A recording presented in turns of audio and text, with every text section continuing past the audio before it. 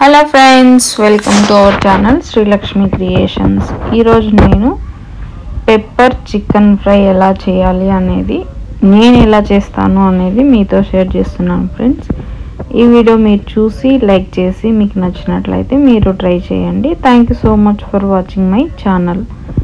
చాలా టేస్టీగా ఉంటుంది ఫ్రెండ్స్, ఇలా ఒకసారి ట్రై చేయండి. ఫస్ట్ నేను ఇక్కడ 1 కిలో చికెన్ని క్లీన్ చేసి పక్కన పెట్టుకున్నాను. తర్వాత 1 కిలోకి సరిపోయేలాగా 3 ఆనియన్స్ని స్మాల్గా కట్ చేసుకొని ఒక ప్యాన్ తీసుకొని దాంట్లో ఆయిల్ వేసి రెడ్డిష్ బ్రౌన్ వచ్చేలాగా ఫ్రై చేసుకోవాలి. ఆ ఆనియన్స్లో కొద్దిగా సాల్ట్ యాడ్ చేసి అలా బాయిల్ అయిన తర్వాత ఆనియన్స్ మనం ఆల్రెడీ క్లీన్ చేసి పెట్టుకున్న చికెన్ని ఇందులోకి యాడ్ చేసేసుకొని ఉప్పు పసుపు యాడ్ చేసి బాగా మిక్స్ చేసుకోవాలి. మనము చికెన్ క్లీన్ చేసుకుంటాం కదా, దాంట్లో నుంచే కొద్దిగా వాటర్ అనేది వస్తుంది. ఆ వాటర్లోనే అట్లే మనం బాగా కలుపుకుంటూ చికెన్ని 5 to 7 minutes సిమ్లో పెట్టుకొని బాయిల్ చేసేసుకోవాలి. తర్వాత మనం కారానికి తగ్గట్టు నేను 1 కిలోకి ఇక్కడికి 1 table spoon chilli powder add చేశాను, 1.5 టేబుల్ స్పూన్ ధనియా పౌడర్ యాడ్ చేశాను. ఒక పెద్ద గ్లాసు వాటర్ పోసి మిక్స్ చేసేసుకోవాలి. ఈ విధంగా దాన్ని మీడియం ఫ్లేమ్లో పెట్టుకొని ఒక 5 minutes మనము బాయిల్ చేసుకోవాలి. ఈ విధంగా కలిపి పెట్టేసుకున్న తర్వాత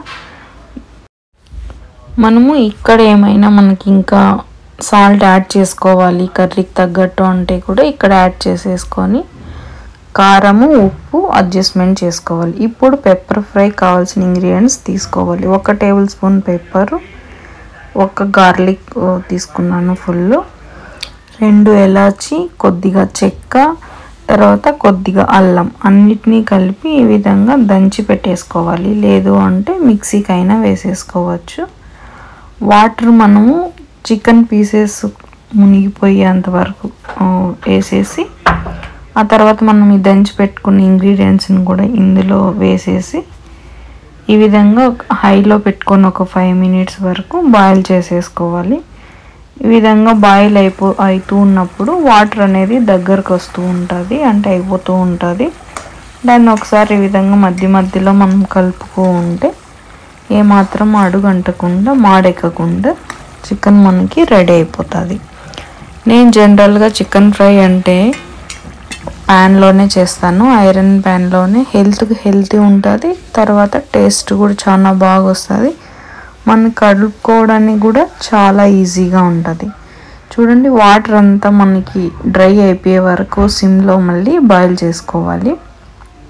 ఇలా బాయిల్ చేసుకోవడం వల్ల మనకి అందులో మనం వేసిన మసాలాలన్నీ బాగా ఇంకి చాలా టేస్టీగా ఉంటుంది.